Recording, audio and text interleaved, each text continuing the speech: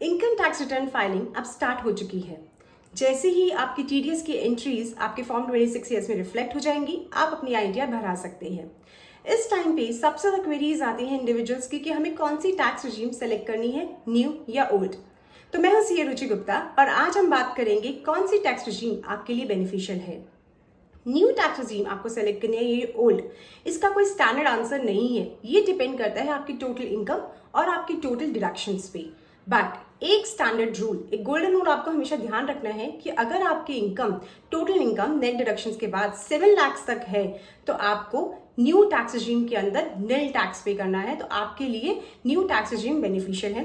वहीं अगर आपकी टोटल इनकम 7.5 लाख है और आप एक स्टैंडर्ड एम्प्लॉय हैं तो आप 50,000 की डिडक्शन क्लेम कर सकते हैं, स्टैंडर्ड डिडक्शन क्लेम कर सकते हैं और आपकी अगेन नेट इनकम 7 लाख हो गई और आपकी टैक्स लायबिलिटी अगेन निल हो गई रिबेट के बाद। तो 7 लाख तक की इनकम पे आपको न्यू टैक्स रिजीम में जाना है, जिसमें कि टैक्स जो होगा वो निल होगा। बट अगर आपकी इनकम ज्यादा है 7 लाख से, तब कौन सा टैक्स रिजीम आपके लिए सूटेबल है? इनकम टैक्स डिपेंड करता है 2 फैक्टर्स पे, टोटल इनकम और टोटल डिडक्शंस पे। और आपको इनकम टैक्स कैलकुलेटर यूज करके आपको नेट टैक्स निकालना पड़ता है, जो बताता है कि कौन सा टैक्स रिजीम के अंदर आपका लोअर टैक्स बनता है और कौन सी टैक्स रिजीम आपको चूज करनी है। इनकम टैक्स पोर्टल पे, ई फाइलिंग पोर्टल पे आप जा सकते हैं और इनकम टैक्स कैलकुलेटर को भी आप यूज करके अपना टैक्स कंप्यूट कर सकते हैं। लेकिन कुछ कैलकुलेशंस हमने करके रखी हैं, कुछ रेंज हमने सेलेक्ट की हैं कि कौन सी रेंज तक आपको कौन सा टैक्स स्लैब और कौन सी रिजीम आपको यूज करनी चाहिए। अगर आपकी इनकम 7 लाख से ऊपर है, आप एक सैलरी एम्प्लॉय हैं और आप हर तरीके की इन्वेस्टमेंट करते हैं जो जनरली एक सैलरी एम्प्लॉय करता है, आपने एटीसी के अंदर 1,50,000 की एग्जेम्पशंस ले रखी हैं, आपने होम लोन ले रखा है, उसका इंटरेस्ट का एग्जेम्पशन मिलेगा आपको 24B में 2 लाख का और स्टैंडर्ड डिडक्शन आपको 50,000 की मिलती है। तो टोटल इन्वेस्टमेंट कितनी होगी? 4 लाख की।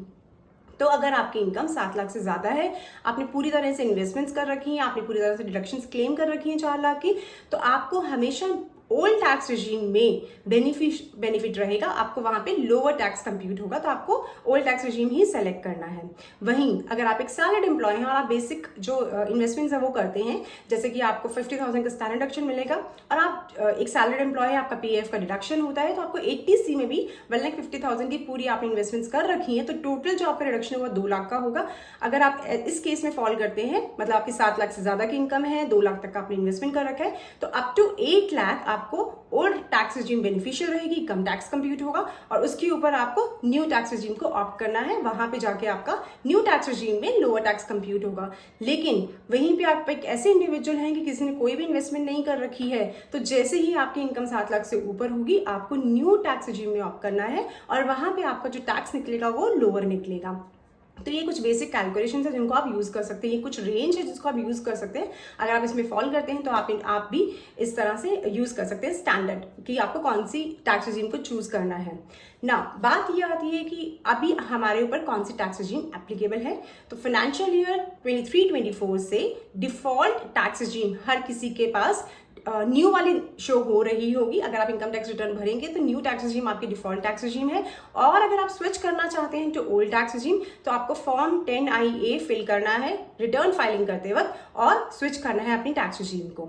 नाउ अब बात ये भी आती है कि क्या आप एलिजिबल भी हैं क्या स्विच करने के लिए। तो मैं आपको बता देती हूँ कि अगर आप एक सैलरीड एम्प्लॉय हैं तो आप हर साल अपनी टैक्स रिजीम चेंज कर सकते हैं depending upon your income and deductions. लेकिन अगर आपकी इनकम बिजनेस एंड प्रोफेशन से है तो आप once in a life time ही टैक्स रिजीम को स्विच कर सकते हैं और बाकी ईयर्स के लिए आपकी वही एप्लीकेबल होगी। तो टैक्स रिजीम सेलेक्ट करते वक्त आपको बहुत ध्यान रखना पड़ेगा, अगर आप एक बिजनेस और प्रोफेशन से आपको इनकम आ रही है, कि आपको कौन सा टैक्स रिजीम सेलेक्ट करनी है, क्योंकि आगे के ईयर्स के लिए भी आपके लिए वही एप्लीकेबल हो जाएगी। तो आज हमने डिस्कस किया which tax regime is beneficial for home, या फिर टैक्स रिजीम कैसे सेलेक्ट करनी है, टैक्स कैसे कैलकुलेट करना है।